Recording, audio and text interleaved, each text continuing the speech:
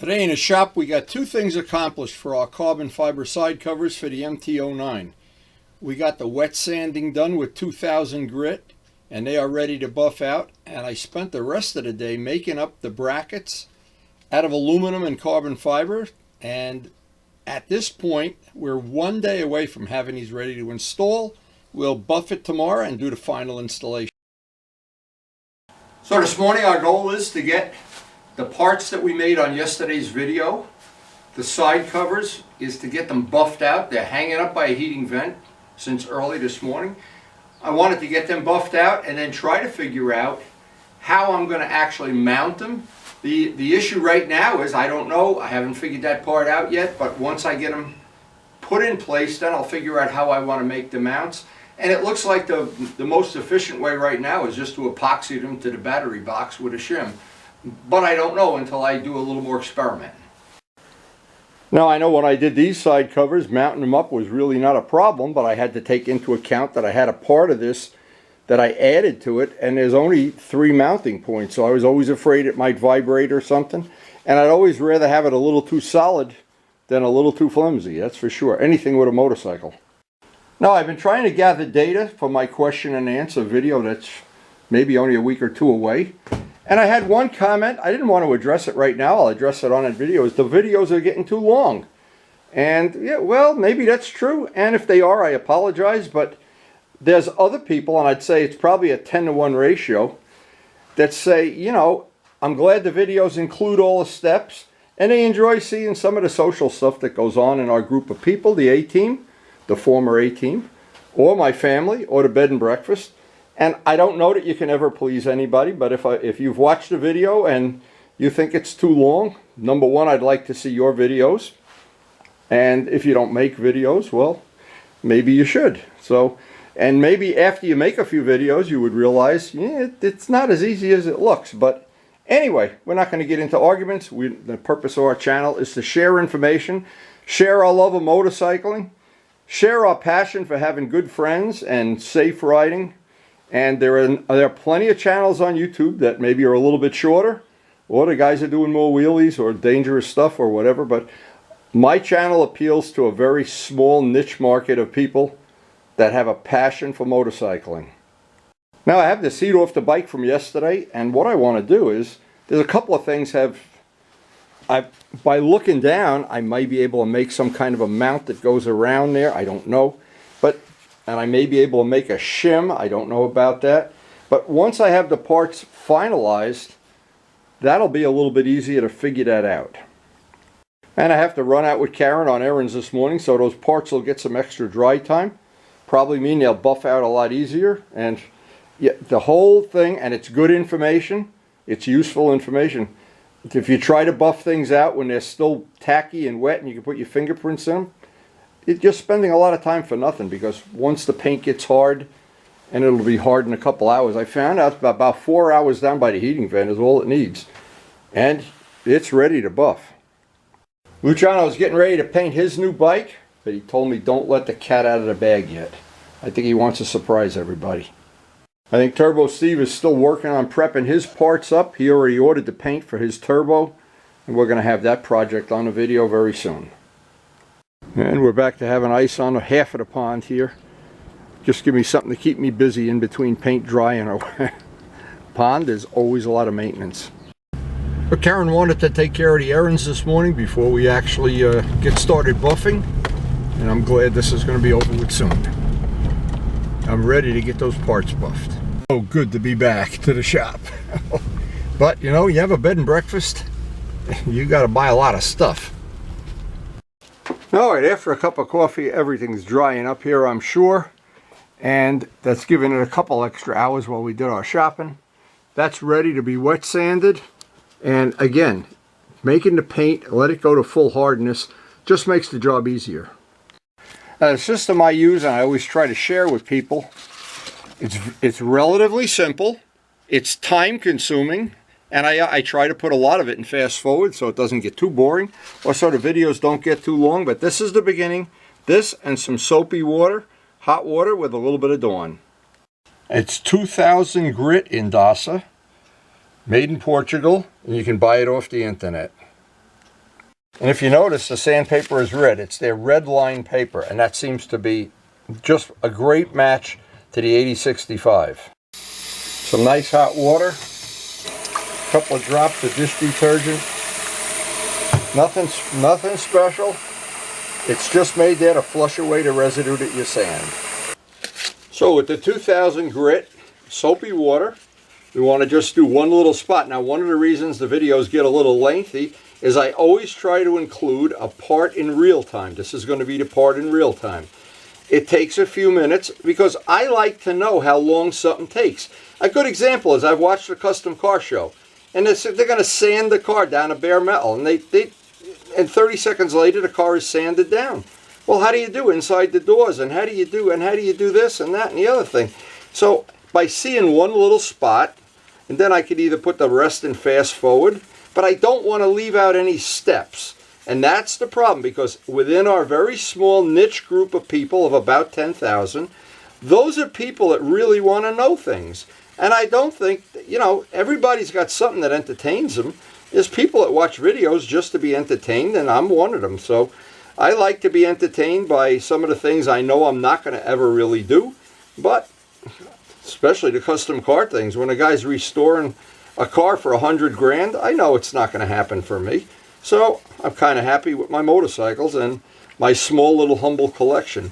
Now, another thing I try to do, and I'm just talking while this, because I want to show this in real time, I try to keep in mind, most people, not everybody, most people don't have an unlimited budget or a 12-car air-conditioned heated garage with a climate control spray booth.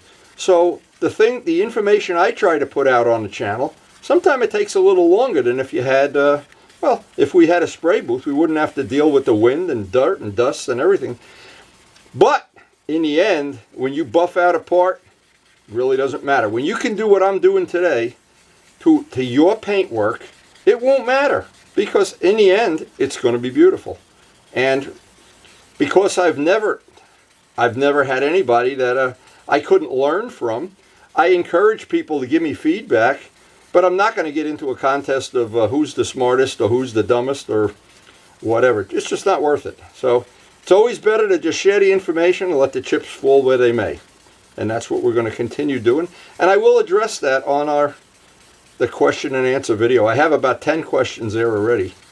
But keep in mind, there's a lot of things that just take time. When I used to go to college, I used to get so annoyed at some of the things they were explaining. I said, okay, I know that. And he'd go on explaining it for 20 minutes. So this is the part that matters.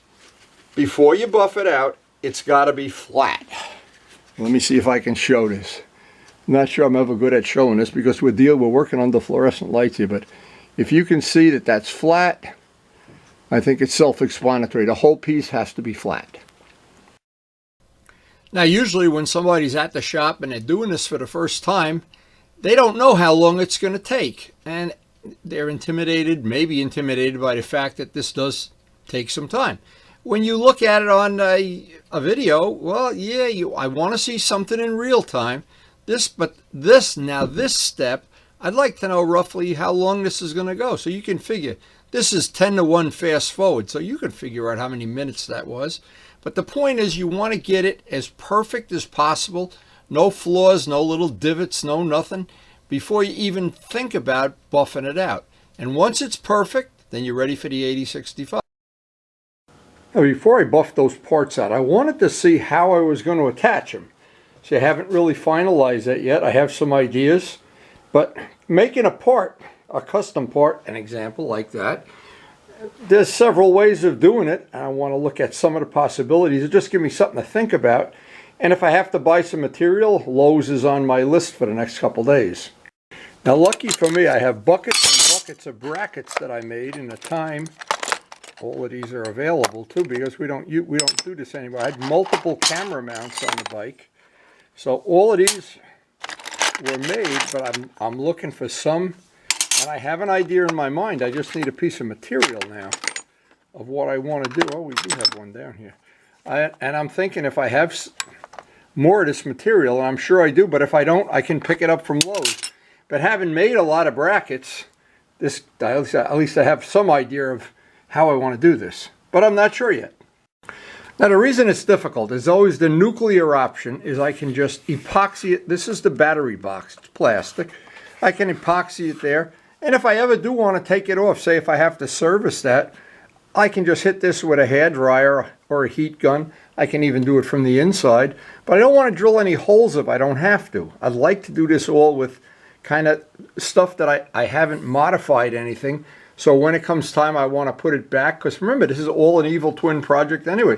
And it may be sometime in the future I want to have a totally naked bike or something. So now what I thought of doing, and I was out here thinking about this, and I want to, if I made an aluminum piece, these, by the way, these are paint sticks. They work great for making shims for a lot of things. This might be something we have to shim here, I don't know.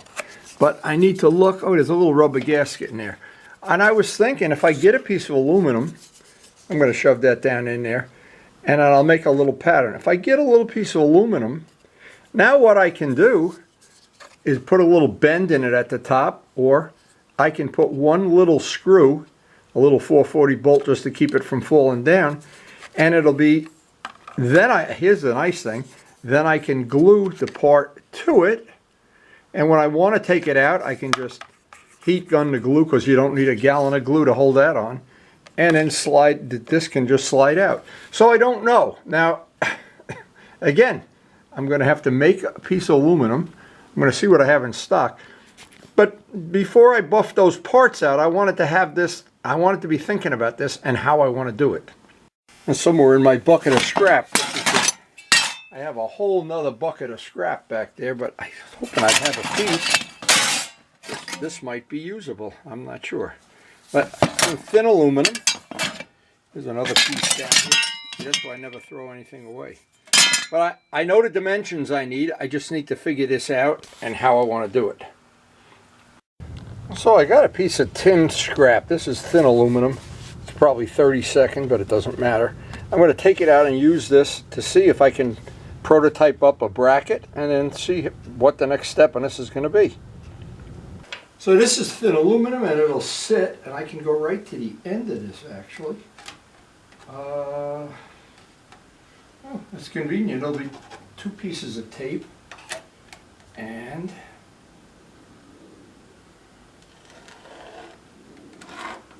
just roughly that. And then I need to allow for a little bit of a bend, or not. Maybe not. I'll make it a little bit oversized, as always, to begin with. And I know that's the part I'm going to start with. So as a starting point, I needed a starting point. I think this is going to be real good. I'm going to have to stiffen it up somehow, maybe put some carbon fiber in here, or maybe just make the part over with thicker aluminum, but I think this is going to be fine, and I already had this in stock, so let me do a little test fit. Sometimes a part like this that you think is going to take 5 minutes to make, it takes a lot longer. Oh, that seems like it's real good. Now, I don't know if I'm going to have to shim this out or shim it in, but what this will give me a choice of is I can move this around and get this exactly how I want it before I make a commitment to this. Yeah, I think that's going to be pretty good. Now, I had the piece up here. Let's see if I got it.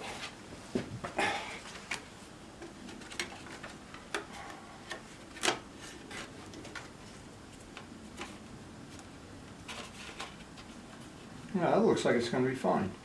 I'm thinking that's going to be fine. Now, I really wanted to do this because I wanted to get this out of the way before I buff that part out. But so let me. I think that's going to be good. I'm shocked that I think how it's working out.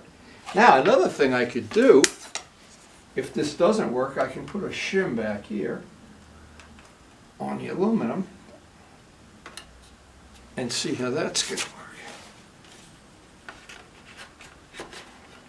A lot of give and take on this, needless to say. That puts it almost exactly in the right position. Wow. Now, the other advantage of this is, if I want to make this part come further out or further back, I can just put a shim on this. Piece of carbon fiber, piece of aluminum, doesn't even matter. Yeah, that's really going to work out great. Wow. See, every once in a while, something like this works out to your favor. So I guess what I ought to do is just replicate this for the other side and make sure it fits on the other side. And at least I'll know I got this in the bank right now. This is one thing I didn't have up till right now.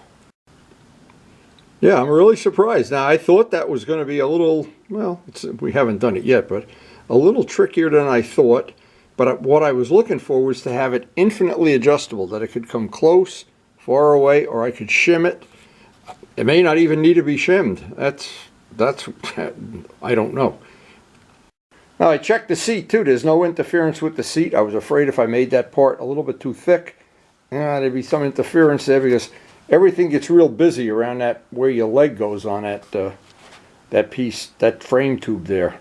I understand why they did that, and because they want to keep the bike narrow right here. That's one of the very attractive features. The riding position, you don't feel like you're riding a 55-gallon drum. Now, and to be honest, I almost bought a B-King one time, well, years and years ago, until I sat on it. And it was like sitting on this part of the tank right up here. But hey, for a bigger person, a stronger person, I'm a little weak guy. I like being comfortable on a motorcycle. So this will be good. Now we have a pattern. We can work off the pattern. I'll just go make another piece up. So getting an idea of how that bracketing was going to work, that was something that was on the back of my mind for a long time, and I'm glad this is going to work. It looks like it's going to work out better than I ever thought. So the belt sander is always handy when you're making any kind of bracketing. All of the tools I have, they're all basic tools. I don't have any high-tech stuff, nothing that gets into big money anyway. And almost everything is from Harbor Freight. Wire brush. Clean up the part number one and etch it so that the epoxy sticks. The smooth brass bristles, put a nice finish on it. And here I'm taking a paint off the back side of it. This part had paint on it. I need to roughen up both sides, both of the aluminum and of the carbon. They need to be rough. They need to have an etch on them so that the epoxy sticks. I need to get this bend, and I just eyeballed this in and then did a match to the other part, which I know had a nice fit on the tube. It's not a critical thing. That really isn't going to be one of the critical things, and you're not going to see it, so even more important. But I did want to have it that it's functional. I want it to be a reasonably good fit, and here we are. It fits pretty good. And that is why I never throw the scraps away, because we have plenty of carbon fiber scraps. See, I'm trying to use the smallest possible piece. Let me just use an example. If you had this piece and you cut a piece out of that, I don't know. But one of these scraps will have a piece that's small enough. That certainly will work. That's one. We can use that. Let's see about this. Oh, we can use some of this too.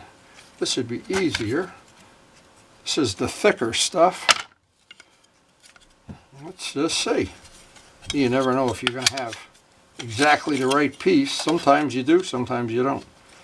What I wanted to have was, I wanted to have the part that attaches out to be the good side. This is a little too small. This one may work.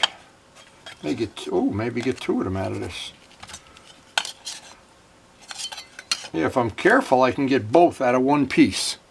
So it looks like our two pieces. I'm going to cut these out with the jigsaw, and I put tape there just to make it easy. I'll make them a little oversized and sand them in just to make it a neat workmanlike thing.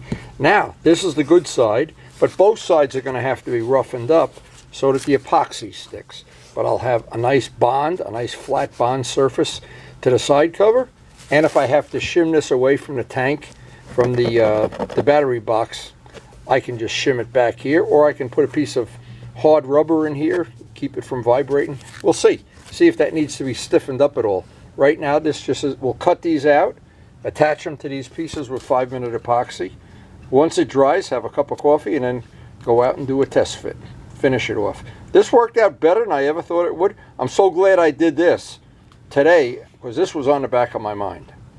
And we do all the rough cutting with the jigsaw, the Dremel jigsaw, but it's rough on blades, number one.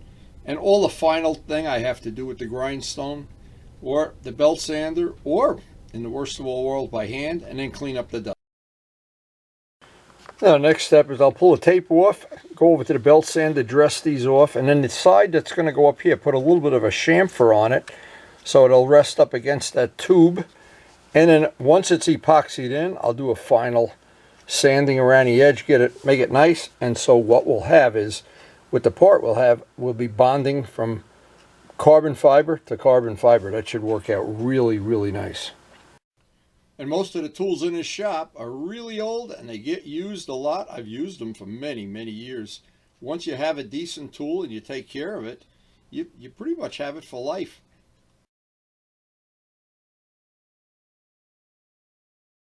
Now the side that faces this is already roughened up. I need to take this side, roughen it up with sandpaper. Then we'll get some 5-minute epoxy on there and on there. Get that drying, have a cup of coffee, and we'll go out and do a test fit. And whenever you're going to epoxy something, the surface has to be rough. The better of an etch you can get on it, more surface area, stronger joint. And this is the 5-minute epoxy we're going to use, JB Clearwell. This has worked pretty good on other projects we've been working on, and available in Lowe's. Now this epoxy has worked out real well. I also have, I'm out of it right now, is the Brodak 5-minute epoxy is excellent too. Really strong stuff. And it takes about 15 minutes before that's going to be kicking off, but while that's kicking off, we'll go and do the other one. So we'll have both of these done today. After doing a test fit, that just could not have worked out better. That was really... Now this took a long time today. I didn't think it was going to take this much time, but it absolutely is exactly what we want. And it's infinitely shimmable out, back, up, down, whatever. So this, I think, is really going to work out well. And sometimes even little pieces like this that they take a long time to make. And what took a long time for me was I had this picture in my mind of how to do it. How I was going to do it. Didn't know how it was going to work out. And in the end, it worked out pretty well. I was pretty happy with it. So anyway, the next step on this is, well, it's late today. It's too late to start buffing out the parts. We'll get that done tomorrow, and we'll get this all assembled and final put together, and maybe even get a photo shoot. The weather's supposed to be nice.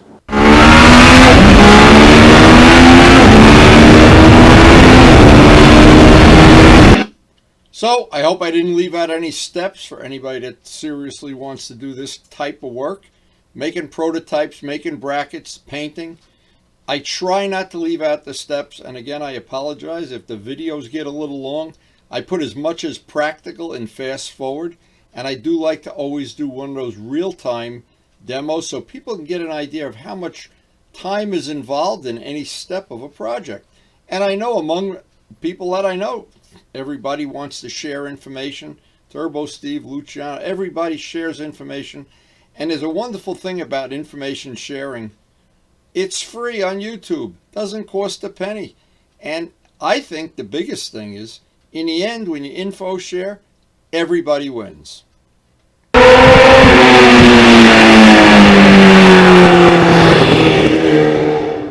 And thanks so much for watching.